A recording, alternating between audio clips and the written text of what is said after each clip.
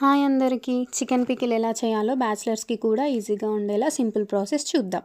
First boneless chicken small size pieces తీసుకొని చికెన్ని wash చేసుకున్నాక 1/2 టేబుల్ స్పూన్ పసుపు, 1/2 టేబుల్ స్పూన్ ఉప్పు, కొంచెం పల్లి నూనె వేసి మంచిగా కలుపుకోండి. చాలా టేస్టీగా ఉంటుంది. హాస్టల్లో ఉండే వాళ్ళకి బాగా యూజ్ అవుతుంది.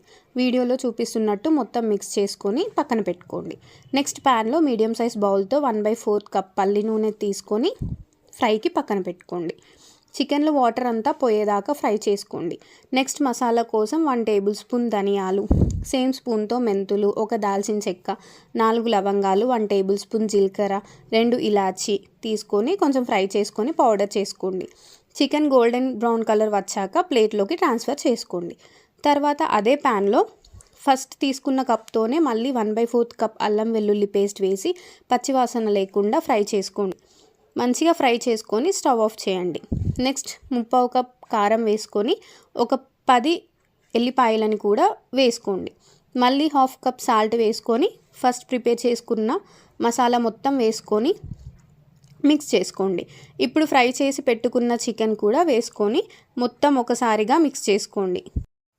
పక్కగా ట్రై చేసి మీకు ఎలా టర్న్ అవుట్ అయిందో కామెంట్స్లో చెప్పండి గైస్. అండ్ మా ఛానల్ని సబ్స్క్రైబ్ చేసుకొని వీలైనంత మందికి మా వీడియోని షేర్ చేయండి. ఇప్పుడు 2 లెమన్స్ తీసుకొని జ్యూస్ అంతా పచ్చళ్ళలో వేసుకొని కలుపుకోండి. చూడండి చికెన్ పీస్ ఎలా ఉందో, బయట క్రిస్పీగా లోపల మెత్తగా చాలా టేస్టీగా ఉంటుంది.